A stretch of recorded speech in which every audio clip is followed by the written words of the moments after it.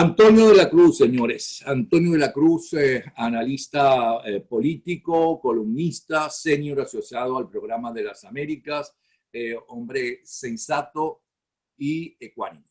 Y yo le pedí, a ver si empiezo una serie con gente como él, ¿no? Un 3 más 3 más 3, así lo he llamado. Es decir, el top 3 de los errores y de los éxitos tanto de la oposición como de la narcotiranía. Yo le decía narcodictadura hasta que Aristiqueta Granco me dijo, no, dictadura fue la de Pérez Jiménez. Esto es una tiranía, la narcotiranía. Y además los logros y fracasos de la narcotiranía y de la oposición frente a la política norteamericana, para tratar de comprender mejor qué hay que hacer para acabar con la narcotiranía. Y qué mejor que él para que nos dé exactamente y nos diga lo que él piensa, lo que él ha escuchado, lo que él ha discutido con líderes tanto del gobierno de los Estados Unidos como de la políticos de los Estados Unidos, como de la oposición venezolana. Bienvenido, Antonio de la Cruz. Muchas gracias, Napoleón. Fíjate, cuando vamos a ver este ejercicio muy interesante de ver tres grandes errores o aciertos de cada uno de estos bloques, vamos a tomar como premisa lo que tiene el 20% de la razón de estas causas generan el 80%. O sea, por supuesto, cubrirlas, entonces vamos a ver las que impactan mayor. Entonces, vamos a empezar con el gobierno interino de Juan Guaidó. Entonces, veamos eso, veamos ese periodo, lo estamos viendo, vamos a circunscribir esto en la administración Trump, o sea, quiere decir 2016, 2020 o 2017, 2021, que es cuando entrega, si será el 20 de enero de este próximo año. Entonces, ¿qué tenemos?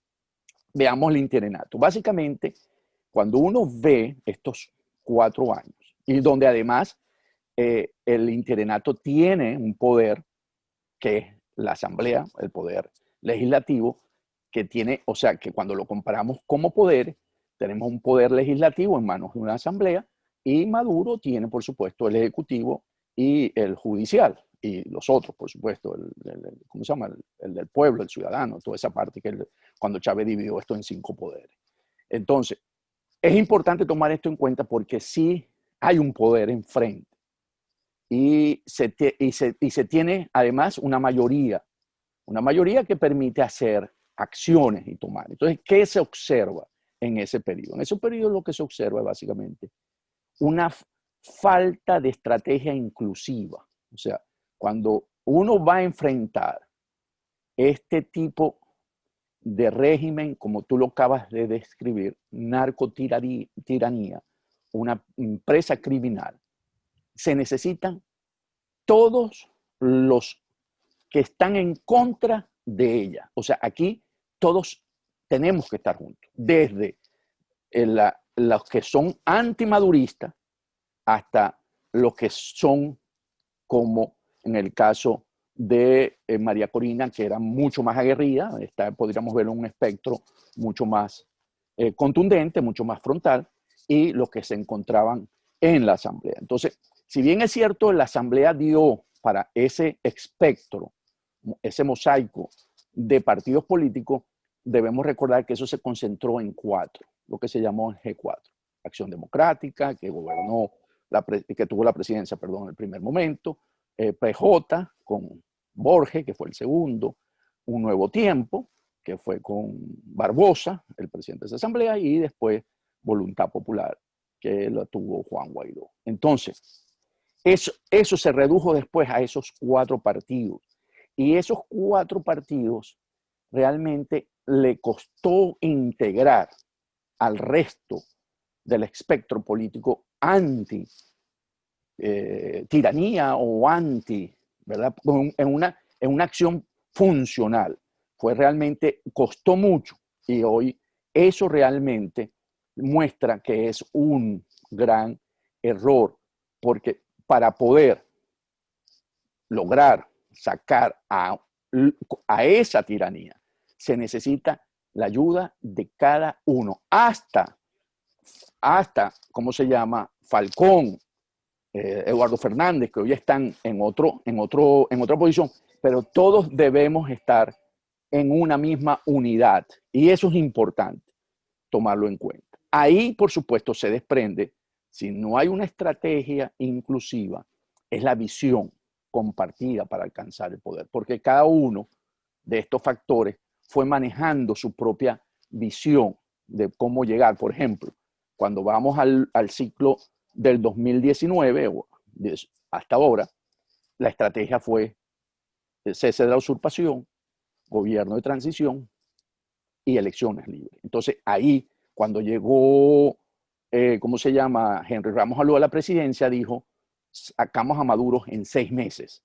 Entonces empezamos a ver cómo esa visión compartida entre todos los factores no está unida en el tiempo, sino que cada uno en su lapso va teniendo una acción y eso realmente, al no tener una visión compartida para poder obtener el poder, alcanzar el poder, también nos debilita. Y aquí, por ejemplo, uno de los sectores que se me olvidó mencionar que no fue inclusivo fue el sector militar.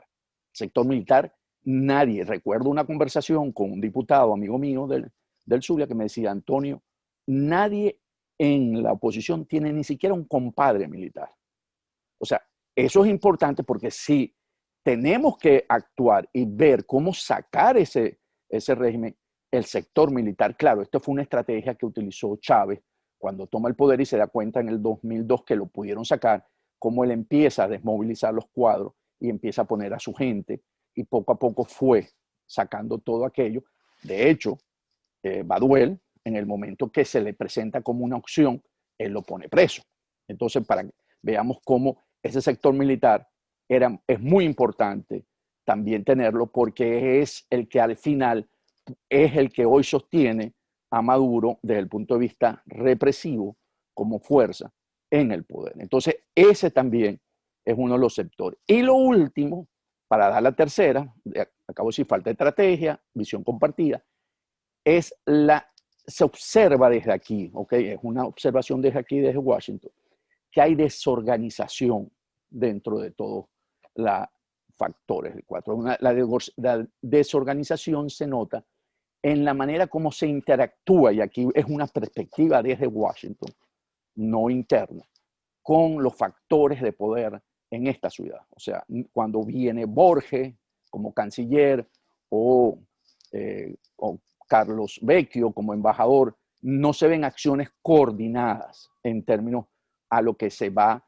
a tocar los resortes del poder como el Senado y la misma Casa Blanca. Podría mostrarse que sí existe, pero en efecto no es cierto. O sea, cuando vienen y se les pregunta, y esto es una conversación que sostuve este fin de semana con un gran amigo, que me dijo, Antonio, se le preguntó a Borges, Borges visitó este momento la ciudad, esta semana que pasó, Julio Borges, y se le dijo, mira, pero es que nosotros no vemos unidad entre ustedes, una diferencia entre usted y Leopoldo López. Él dijo, no, nosotros estamos alineados, nosotros no tenemos ningún problema. Y cuando fueron desarrollando los temas, él mismo dejó de decir, bueno, es que voluntad popular, entonces le dieron, bueno, precisamente eso es lo que estamos planteando, porque esa falta de unidad interna, ¿verdad?, entre los mismos factores, también ha desgastado ante la administración su poder de influencia. Con eso cierro la parte de los 3 errores de la oposición. Los 3 grandes logros de la oposición. No, los 3 grandes logros. Bueno, vamos a los logros. ¿Qué tiene la oposición como logro? Uno de los grandes logros de la oposición fue haber rescatado a Citgo, porque Citgo estuvo a punto de perderse por las demandas de los tenedores de bonos. El haber rescatado a Citgo, porque Citgo es una pieza muy importante para cualquier plan de desarrollo futuro después de la transición para Venezuela. Y porque todos los proyectos que uno observa para poder relanzar la economía venezolana después de la transición tiene que ver con Citgo porque Citgo es una empresa clave dentro de Estados Unidos y está diseñada para los crudos venezolanos. Entonces, Citgo permite el intercambio de crudo muy rápido. No solamente eso, que con la crisis de refinerías que tenemos, Citgo está 5 días para suministrar gasolina en Venezuela. Entonces, logra primero resolver un poco la crisis de la gasolina muy rápido. Logra que otros refinadores y otras empresas petroleras, porque las relaciones entre grandes empresas petroleras se da por la confianza y PDVSA hoy no tiene confianza ante esto. Entonces, Citgo, que sí la tiene, sería el interlocutor. Se podría interactuar a través de Citgo y Citgo generaría una serie de mecanismos para facilitar en el sector petrolero y eso permitiría muy rápidamente recuperar, ¿okay?, la situación actual de esa crisis que tenemos de combustible. Eso es realmente muy importante. El otro gran acierto fue básicamente, aunque muy demorado, ¿okay?, porque esa acotación me la hizo este amigo del fin de semana, fue los pagos a los médicos que están trabajando frente al COVID.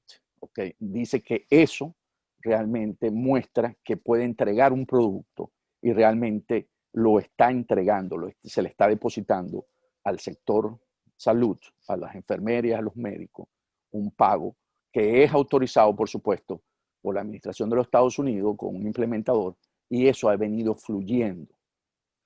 Y la otra es haber logrado que los 59 países hayan reconocido el gobierno interino y haya aislado al régimen de Maduro.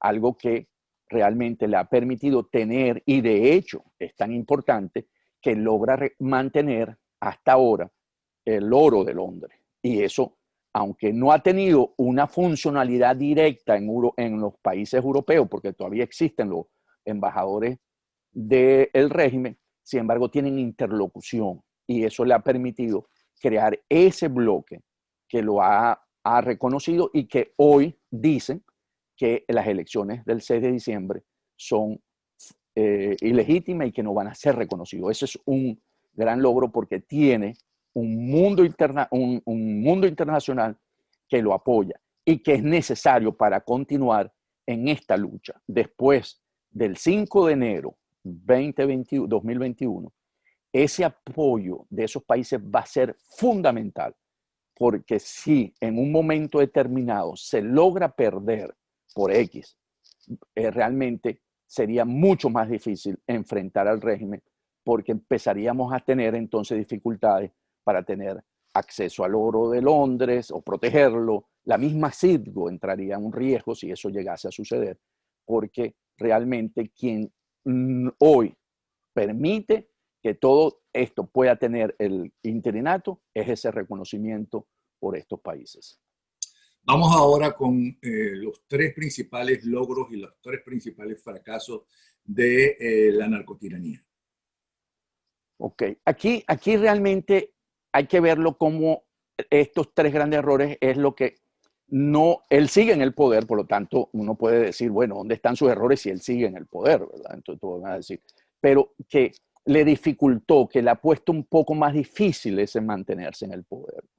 Entonces, en ese sentido, uno de los grandes errores fue la elección presidencial de 2018, porque y al no dejar postular los partidos políticos, recordemos que en ese momento él inhabilita los partidos Primero Justicia, Voluntad Popular, Acción Democrática, porque eso le generó a Maduro y a su régimen, a su narcotiranía, una fachada en la que se mostró ya en ese momento, al no usar la elección como un mecanismo del autoritarismo competitivo, él entonces genera lo que va a ocurrir en términos del 2019, porque eso le da la causa o el motivo de la legitimidad a partir del 19 por estos países. Entonces, eso lo puso en una situación que hasta ese momento no había incurrido en los 18 años de régimen chavista madurista. O sea, ellos en ese sentido es la primera vez en que entra en una condición de legitimidad reconocida internacionalmente. No en la práctica interna, porque en la práctica interna definitivamente no son democráticos. Recordemos que ahí el secretario general de la OEA, Luis Almagro, había determinado ya que en la práctica, en el ejercicio, había dejado de ser una democracia anteriormente. Entonces, no por las prácticas internas, sino por la parte internacional, Maduro comete ahí un gran error, porque si él en ese momento deja participar a estos partidos, generalmente cada uno hasta ese momento la unidad no era total, aunque veníamos con haber ganado la Asamblea Legislativa, iba a haber seguro internamente discusiones y Maduro posiblemente tenía una gran opción de ganar esa elección. Pero haber permitido la elección para esa Asamblea Legislativa, y es verdad que por las presiones nacionales e internacionales y las conversaciones y demás, haber legitimado esa Asamblea Nacional no fue uno de los más grandes errores de la narcotiranía. Sí, lo que ocurrió ahí es correcto. Ellos pensaron en ese momento, porque hasta ese momento habían ganado casi todas las elecciones. Recordemos que Chávez había sostenido como tesis que había ganado, no recuerdo ahorita la cifra, y había Cuando perdido solamente ganó la primera. Bueno, okay. Es que además, para es nadie es un secreto del Consejo Nacional Electoral que estaba en manos de ellos. Sí, bueno, cuando yo digo ganó, quiero decir que la manejó y pudo mostrar que, y la gente no lo cuestionaba, el mundo internacionalmente no cuestionaba esos resultados. O sea, pero es cierto, es a través del manejo de la elección, como lo hicieron con todo ese diseño, esa ingeniería electoral que tomaron de los puntos rojos, del manejo de las máquinas. La ingeniería electoral que ellos hicieron con los puntos rojos, que ellos sabían en tiempo real quiénes habían ido a votar por parte de ellos, era muy importante, por eso les permitía mover a la gente a los centros de votación que necesitaban para poder superar si necesitaban, ¿verdad? Y el control social, recordemos que lo usó mucho también. ¿Okay? Pero eso es otro análisis. Pero sí, ¿qué ocurre con el 2016 o la Asamblea del 2015 de la elección? Que al lograr ahí el error fue reconocer el resultado en ese momento cuando Diosdado Cabello y sus huestes querían ir a los centros electorales a que no lo cerraran para poder empezar a llevar gente, y fue cuando el general Padrino López sale en la televisión y dice que hay que cerrar, bueno, después que salió, por supuesto, conversación con la del Consejo Nacional Electoral, Tibisay y Lucena, de que se cerraban las votaciones y que había que dar los resultados. Ahí yo siempre he tenido una conversación interna, una reflexión, Napoleón. Yo creo que en ese momento el resultado, el objetivo del régimen de Maduro era eliminar a Diosdado Cabello. Recordemos que los 4 grandes herederos de Chávez fueron Maduro, Diosdado Cabello, el que fue embajador y presidente de PDVSA, ¿cómo se llama? Rafael Ramírez, y el casado con la hija de él, Arriaza. Esos son los 4 grandes herederos. Arriaza no contaba. Ramírez lo manda inmediatamente al año siguiente a la ONU, lo desplazan, como son los comunistas, lo desplazaron en esos regímenes controlados. Lo mandan a Londres porque él hacía sombra y él hasta estaba luciendo como un hombre que venía manejando, porque él manejó la economía de alguna manera, con los créditos y los préstamos. Entonces él lucía y él trajo hasta un planteamiento para que la economía no colapsara, recordemos eso, y que no fue aceptado por el grupo que controlaba en ese momento el gobierno con Maduro. Y Diosdado era una piedra que había que resolver. Yo siempre he pensado que ese reconocimiento era porque recordemos que era el presidente de la Asamblea Nacional, y Diosdado le roncaba a Maduro de tú a tú. En el momento en que él pierde el poder de la Asamblea Nacional, Diosdado se retira, después se reinventa, pero él se retira y lo que genera después es el programa de televisión en BTV. Yo siempre he pensado que esa fue una jugada para quitar a Diosdado del camino, ¿okay? Y por eso el gobierno toma esa decisión de que sean los resultados. Lo que no esperaban era que fuese las 2/3 partes, ¿okay? de la Asamblea, que le daba una mayoría totalmente absoluta, que podría hacer los cambios que quisiera, y por eso Henry Ramos Alup se atreve a decir, o dice, no se atreve, dice, al tomar el poder, Maduro sale en 6 meses. Y es cuando ellos toman la decisión y dicen, ni de vaina vamos a dejar esto así, y sacan los 3 diputados de Amazonas, que era lo más fácil de poder manejar, y pone en condición ya a partir de ahí, en una posición de fuera de la ley, porque al no cumplir con los 3 diputados, porque tenía que sacarlo del Parlamento, entonces sus actos son ilícitos. Entonces empieza un juego político entre la Asamblea como poder y cómo mantenernos. Entonces empezamos a desgastarnos en ese momento y no empezamos a actuar porque queríamos la salida corta, pensando que Maduro ya estaba muy débil y que podíamos sacarlo en unos 6 meses. Entonces, sí creo, podemos tomar el 2016 como un error y el 2018 al sacar, ¿verdad? No dejar postular, y en ese momento, en el 2019, él obtiene el reconocimiento por 59 países de ilegítimo. Entonces, también otro error que tenemos es el no reconocer que los gringos los podía poner de rodilla a pesar ¿cuál era la estrategia con Estados Unidos? Recordemos la administración Obama-Biden. Ellos tienen una administración, básicamente lo que se ocupan es de Cuba para poder cambiar esa relación porque no había generado los resultados y pensaban que había que buscar una solución porque en eso Obama venía buscando soluciones diferentes a lo que se había manejado en los últimos 50, 60 años.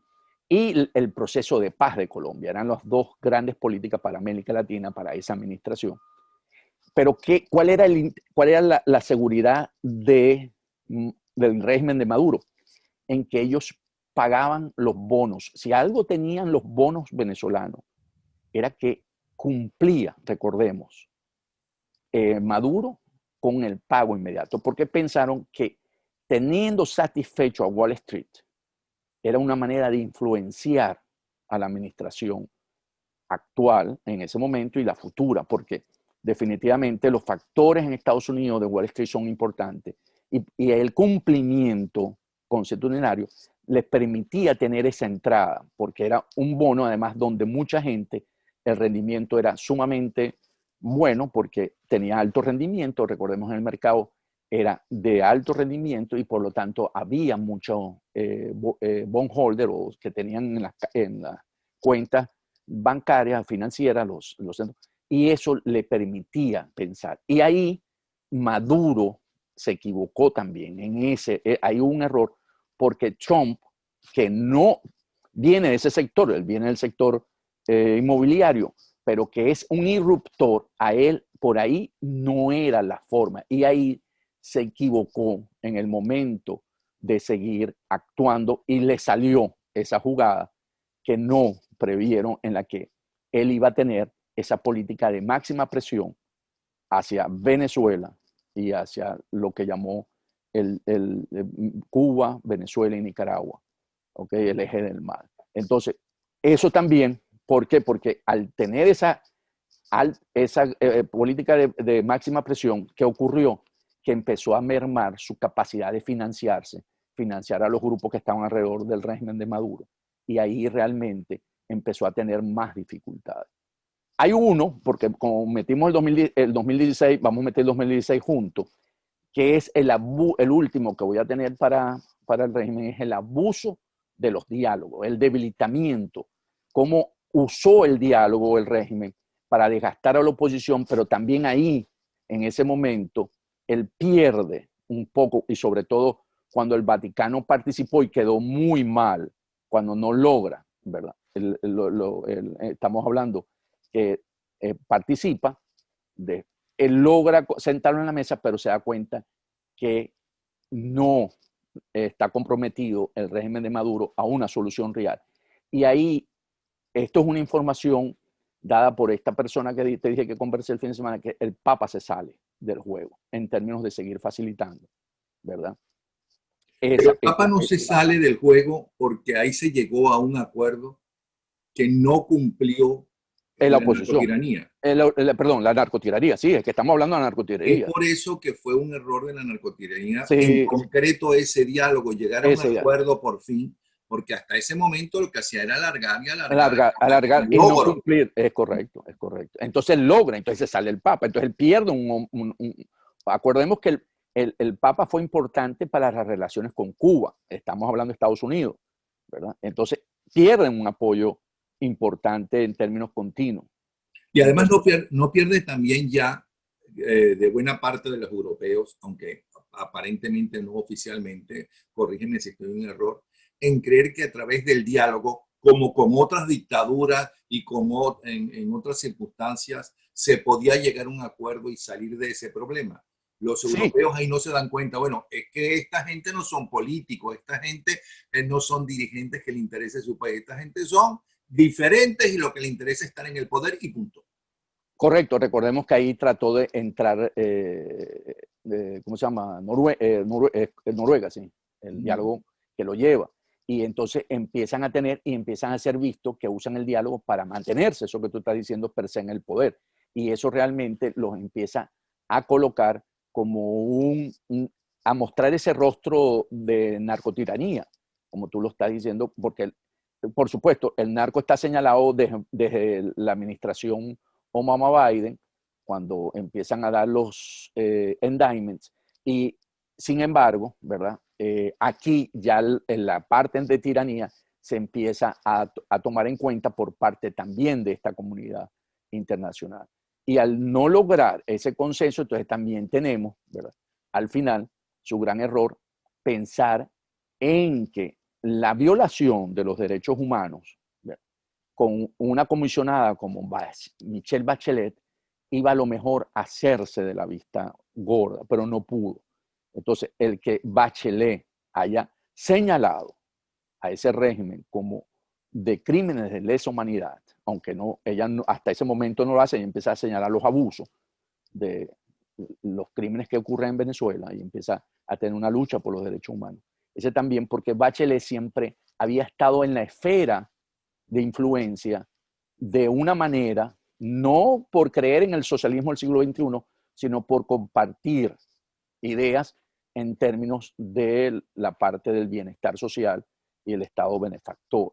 Entonces, Bachelet también es otro error para ellos, porque ella realmente, si lo vemos hoy, en esa comisión es realmente donde ellos para el futuro van a tener mayor dificultad, porque al ser crímenes de lesa humanidad, eso no caduca en el tiempo. No, y además no hay diálogo posible, porque los noruegos, por muy buenos que sean en ese trabajo históricamente, ¿qué acuerdos pueden llegar con todos esos acusados y que están en la Corte Penal Internacional o acusados de narcotraficantes por la justicia norteamericana, que hasta ¿cómo se llama?, precio tienen conseguirlo?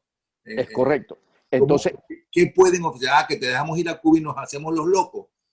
Pero no, es que Cuba no quiso aceptar cuando cayó Hugo Chávez. ¿Van a aceptar ahora a Maduro? es correcto. Cuba no le gusta tener esas papas calientes porque saben que en un momento determinado, si quieren negociar cualquier situación, esa es una parte débil, tenerlo dentro de tu país. ¿Okay? Porque es muy débil cuando tú vayas a negociar porque te van a pedir eso y tú no vas a poder. Pues, o sea, si le O das sea, garantías, va a esas costar serían las tres equivocaciones mayores de la mayores. narcotiranía. Sí. ¿Y cuáles son los tres mayores logros de la narcotiranía, además de quedarse todavía en el poder y no permitir que se pudiera cumplir lo que pidió Guaidó, ¿no?, que ahora acusan solamente a Guaidó de eso? No, no es tan fácil acabar con una narcotiranía, no con una dictadura nacionalista, sino con una narcotiranía. Ok, ¿cuáles son los tres grandes logros? Ok, los tres grandes logros de la narcotiranía, lo tenemos que ver, es el poder haber mantenido y desarrollado las relaciones con, al cerrársele estos 59 países, ¿verdad?, es poder abrir otro frente, otro tipo de aliado que fue Turquía e Irán. Eso es realmente un logro, porque él logra empezar a tener una relación con Turquía que, a pesar de que él está bueno, está en Europa y está en la otra pedazo ¿cómo se llama? En Asia. Entonces, pero él tiene ahí un eje importante que empieza a manejar y con los iraníes. ¿Por qué con los iraníes? Porque los iraníes empiezan a permitirle poder salir de una situación donde lo empieza a asfixiar las sanciones de Estados Unidos y lo empieza a poder salir de crisis, porque si en Venezuela hubiese seguido la escasez de gasolina, recordemos que ya se estaba generando conflictos en varias ciudades en el interior por la falta de gasolina. Si eso no hubiese llegado, ese apoyo por parte, aunque no sea suficiente, pero alivia y la gente se ha acostumbrado a vivir con la escasez, a hacer colas en el interior sobre todo, de un día, 2 días, y aunque no reciba, tienen la esperanza de que a lo mejor el mañana me puedo conseguir la gasolina. Entonces, si no, esos puntos, recordemos que hace mes y medio, 2, habían puntos muy calientes en Venezuela en cuanto a la protesta, en cuanto a la violencia, ya la gente estaba cansada. Y ahí realmente eso es un logro. Y también lograr utilizar la infraestructura, y aquí es importante, criminal, para sobrevivir a las sanciones. ¿Qué quiere decir esto?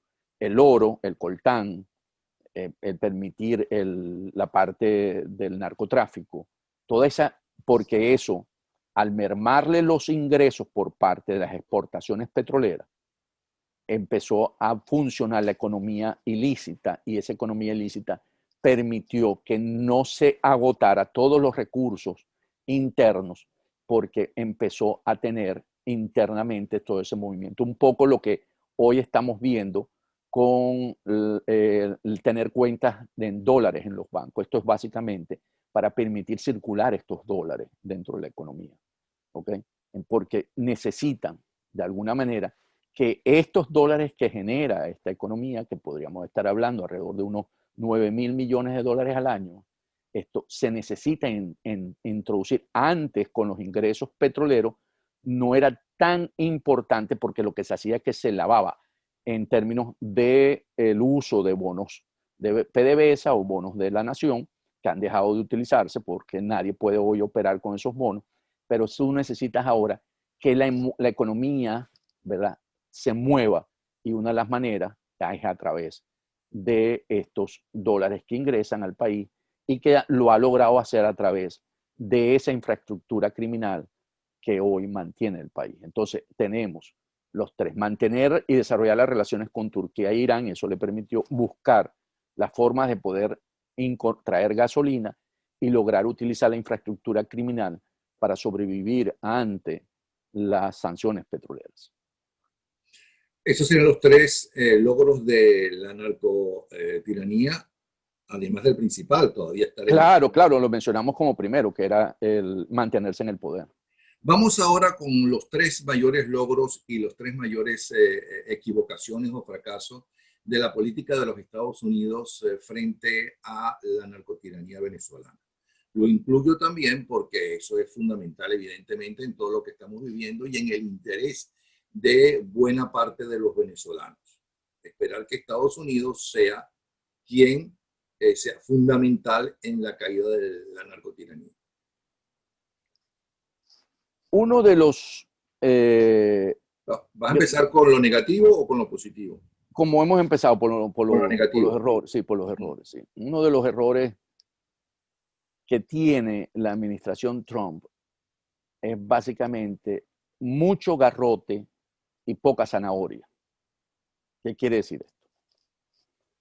Dentro de esa política de máxima presión, ¿qué ocurrió? Que se fue sancionando a todo aquel que tuviese una vinculación, bien sea individual o jurídica, con el régimen de Maduro. Hoy, el último número, si mal no recuerdo, que yo vi, hay sancionados por la administración de los Estados Unidos 157 personas, ¿no?, y 47 empresas. Entonces, cuando eso es garrote, ¿no? Garrote, vamos a entender las sanciones como garrote, y poca zanahoria en términos de poder buscar ofrecerle a estos factores de las sanciones una salida, una solución para que ayudara o ayude a resolver la situación en Venezuela. O sea, cuando uno ve que hay mucho garrote y poco zanahoria, como que la gente dice la decisión, y eso lo usó el régimen, lo promovía, al que lo sancionaba, lo volvía ministro de otra función. Recordemos que eso lo hizo Maduro varias veces. El sancionado se convertía en ministro del Interior. Entonces, en ese sentido, más bien el régimen lo utilizó para mostrar que era uno de los nuestros, somos más, y que eso no iba a dar ningún resultado.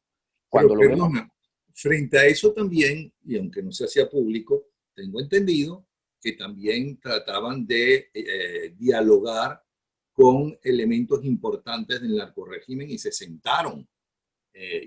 Por cierto, que en varias ocasiones sí se supo, se sentaron con ese elemento, ya sea en México, ya sea en otro país del mundo, ya sea en España. hubo con grupos económicos que tenían muchos intereses aquí, sí hubo reuniones, pero ahí vengo a la parte esa del desconocimiento, ese es un error de parte de la administración, confiando demasiado en esa parte de los venezolanos, en la que pensaban que podían facilitar estas situaciones, y estoy hablando en todo el espectro, desde la oposición hasta estos sancionados, y podemos hablar como un ejemplo, el 30 de abril,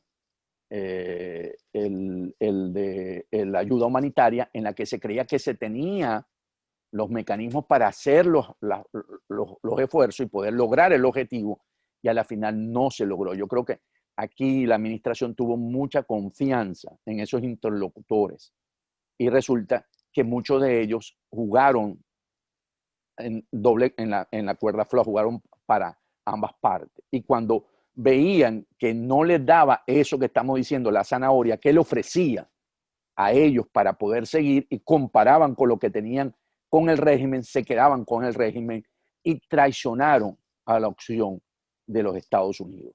Porque allí, ¿verdad? No, a las Fuerzas Armadas, por ejemplo, no hubo realmente una oferta real, excepto el plan de transición, que se le dijo que se podían quedar. Pero en términos de contacto, se le dejó a la parte del gobierno interino, y aparentemente todo lo que en ese momento ofreció el interinato a los Estados Unidos no estaba bien amarrado, y por lo tanto generó una sensación de que no fracasaban los Estados Unidos.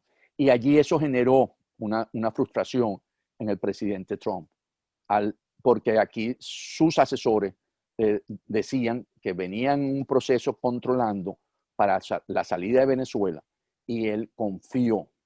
Y según las informaciones que manejo, después del 30 de abril estuvo 6 semanas muy disgustado, muy molesto, y que no preguntó más por Venezuela durante 6 semanas. Pero no era porque estaba medio así molesto con Venezuela, porque siempre lo ha tenido en su pensamiento, en su acción, sino con los que facilitaron ese programa, que recordemos estuvo John Bolton, Mauricio Claver y Elliot Abrams, que hablaron directamente, y realmente él estaba muy disgustado porque sintió que no entendieron cómo se movía el venezolano, y tuvieron mucha confianza en el interlocutor en ese momento.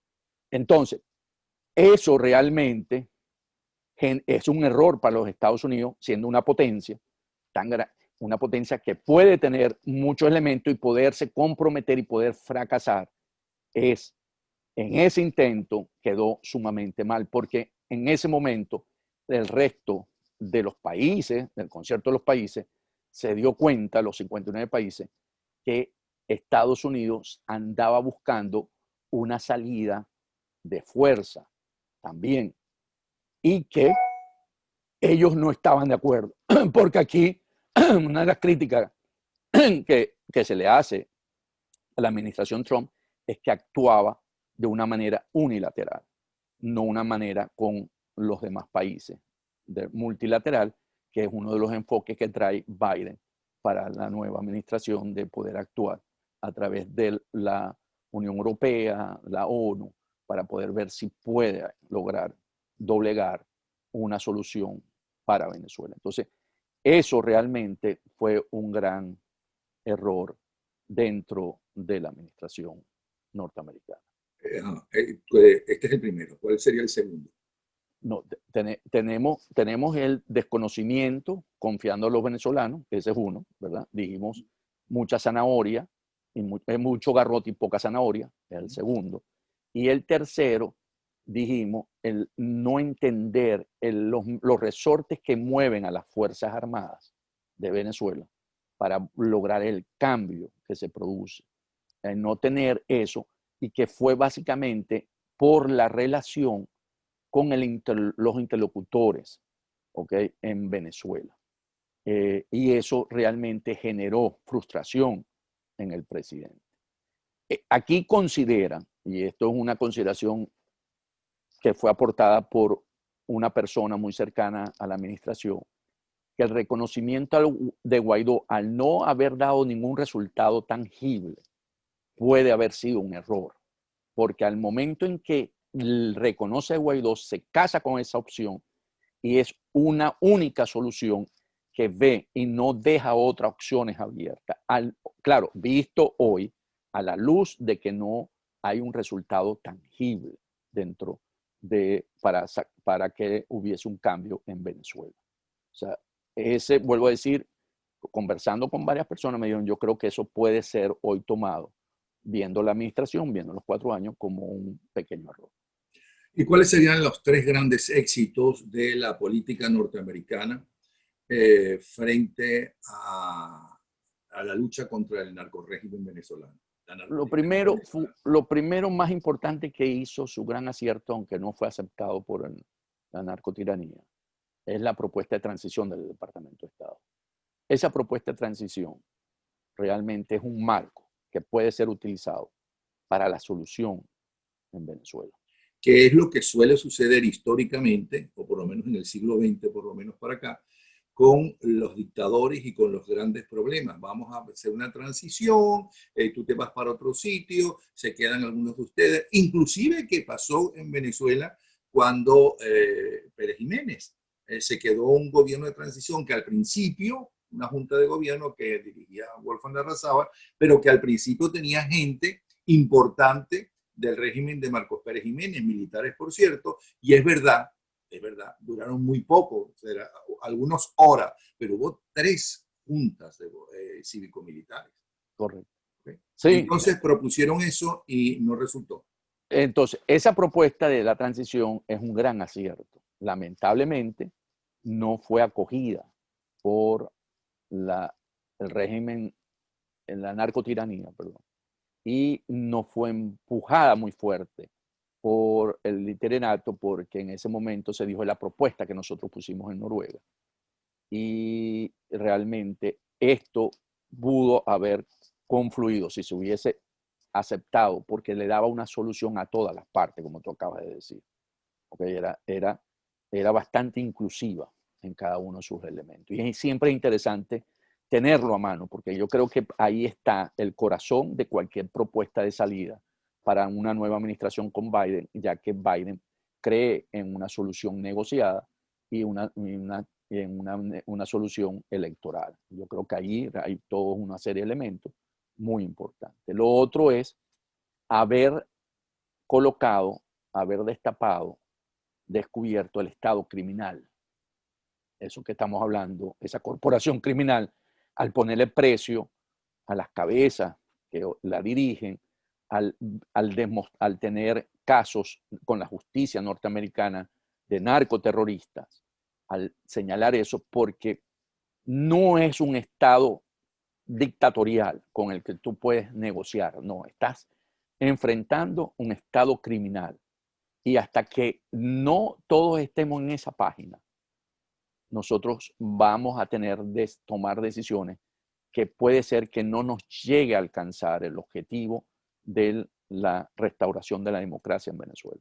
Porque un Estado criminal o una organización criminal es manejada con la justicia, ¿verdad? A través de la justicia, a través de la DEA, a través de capturar los criminales y traerlos, como pasó en Panamá con Noriega, el general Noriega, cuando tú determinas, hay una serie de herramientas distintas a las herramientas de un Estado dictatorial, que puede ser que son más políticas, más de conversación. El Estado criminal tiene ya una serie de acciones distintas y eso realmente es importante que esta administración la haya expuesto y la haya colocado en la superficie.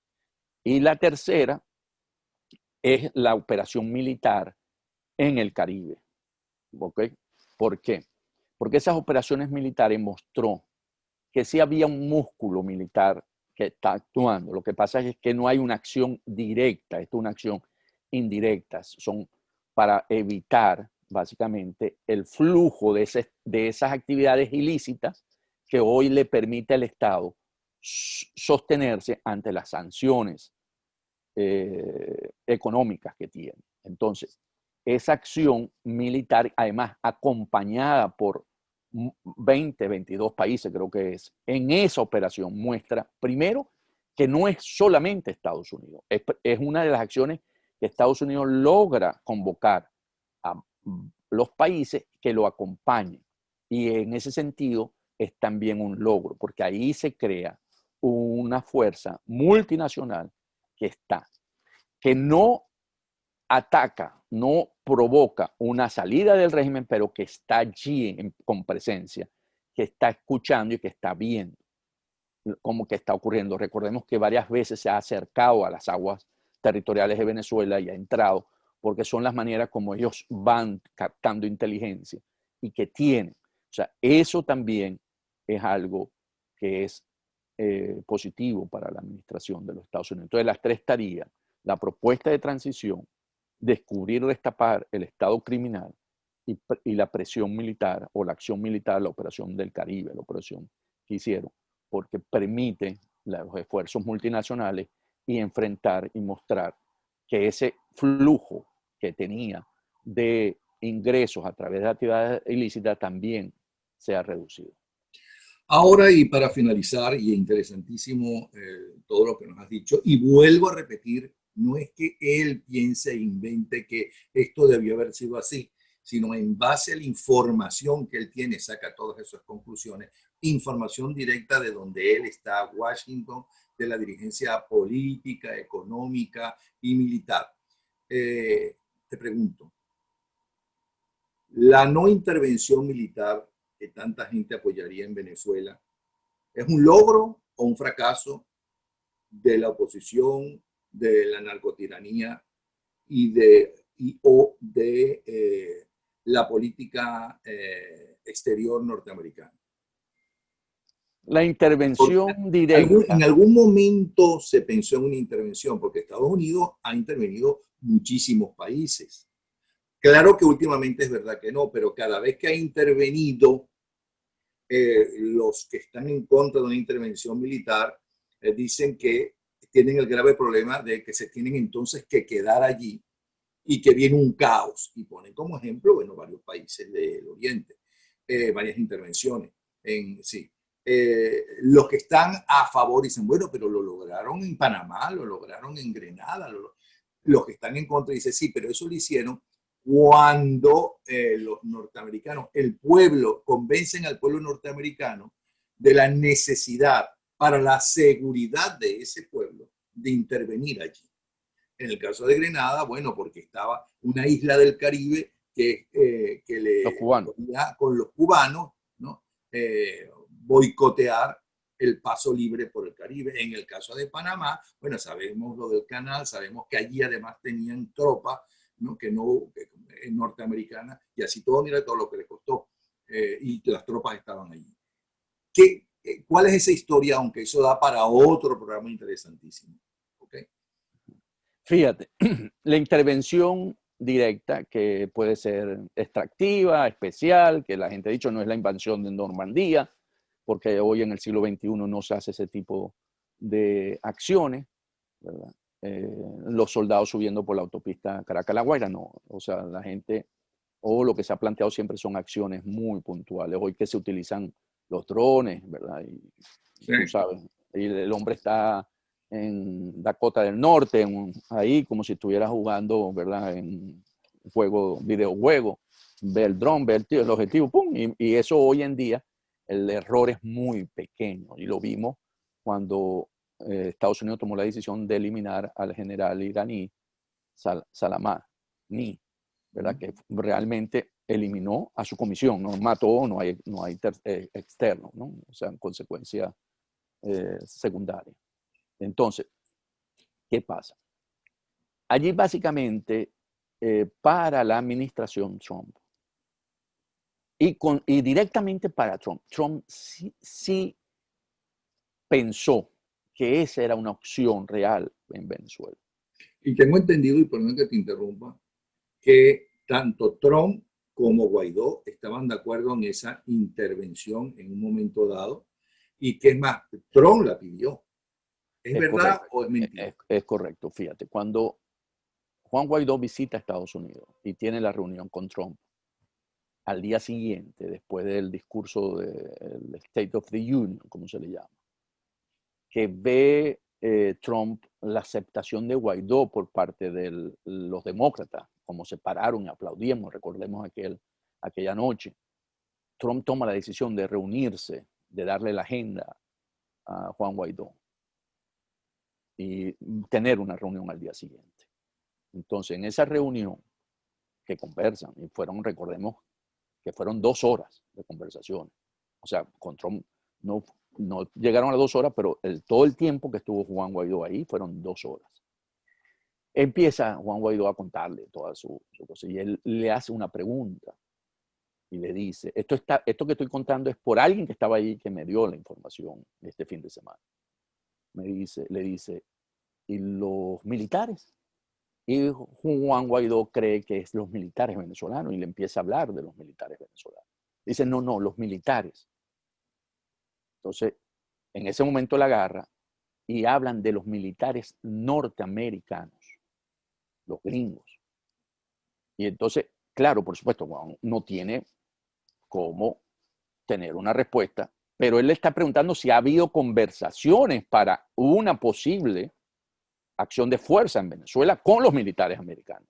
Esa es la pregunta que le hace. No hay unas conversaciones ahí. En ese momento se da cuenta Trump de que no ha habido. Entonces él toma la decisión, y eso creo que sí es fuentes abiertas, y le pide que en el salón que está al lado se reúna el Pentágono, el Departamento de Estado, el Consejo de Seguridad, Juan Guaidó, la comisión de Juan, pues, que estaba acompañada ahí, para ver esa opción. Y esa opción, lo que pasa es que el Pentágono en ningún momento ha tenido como una opción real esa. El que no la ha tenido no es el presidente Trump, ni Juan Guaidó, ni Guaidó. Es el Pentágono. Lo que supe ese día fue que el Pentágono se levantó y se fue. Con una excusa, pues no es que hizo el desaire, no. Tenemos una reunión porque fueron a una reunión corta con el presidente, que estaban ahí por la llegada de Guaidó, pero se paró. Y el Departamento de Estado al poco tiempo también. Entonces quedaron como los segundos niveles, segundo, tercer niveles, conversando para ver esta acción.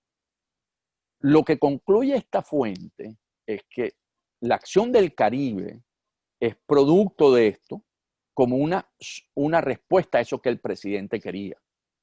O sea, porque si vemos la acción del Caribe es una acción militar.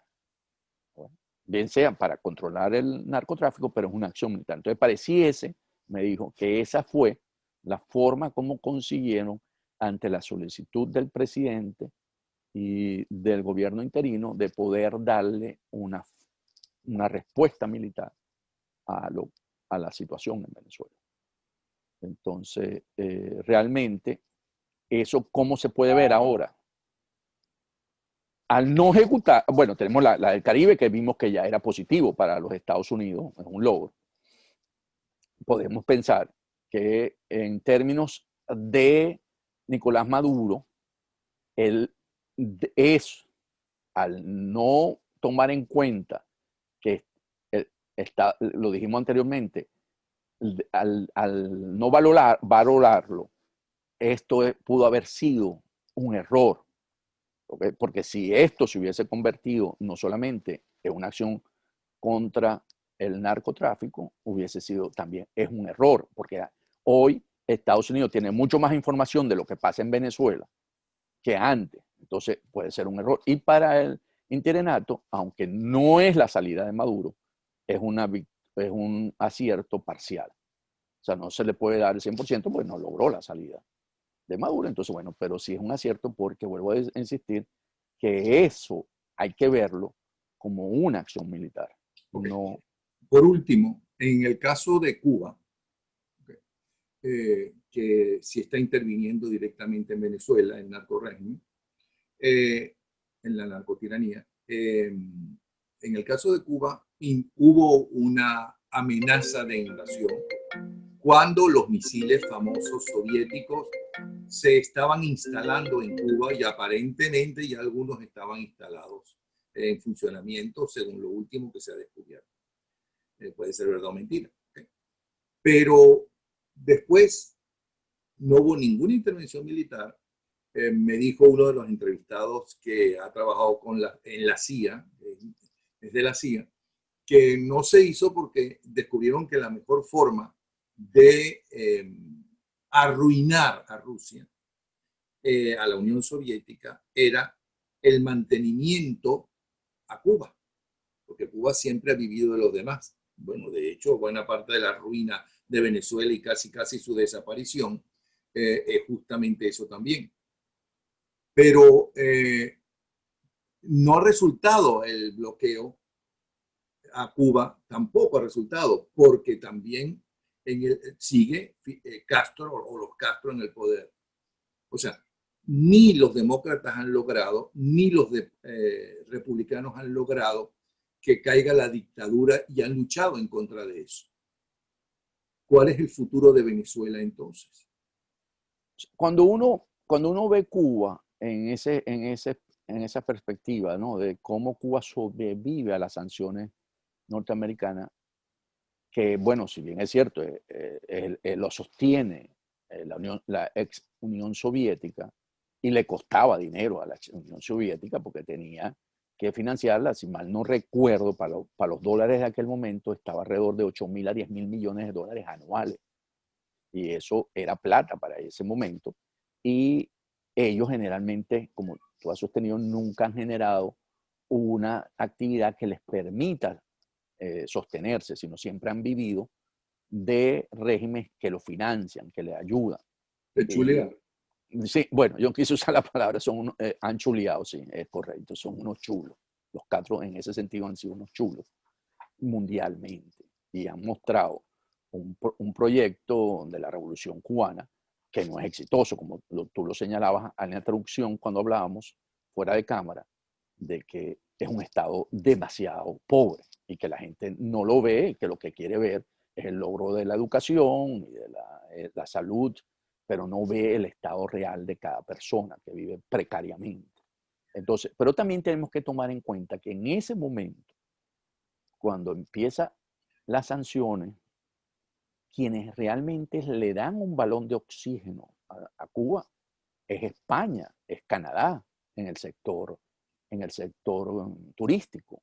Ellos empiezan a ayudar al moverse en la isla. O sea, las sanciones funcionan si tú logras en el momento determinado aislar al régimen. Si tú no aíslas ese régimen, si hay países que ayudan a bypassear las sanciones, cuesta mucho, porque el esfuerzo tú lo puedes estar haciendo, ¿verdad? Y otro lo está ayudando. Le voy a poner un ejemplo muy sencillo en una familia, el hijo, el padre y la madre. El padre lo puede regañar y sancionar, pero si la madre es sinvergüenza y lo ayuda, el castigo no hace efecto, porque el niño consigue a través de la madre lograr lo que él quiere. En este caso, ¿verdad? Si Estados Unidos sanciona y no hay un acompañamiento de los países del resto del mundo occidental de las democracias a presionar ese país, y más hoy cuando existe un país como China,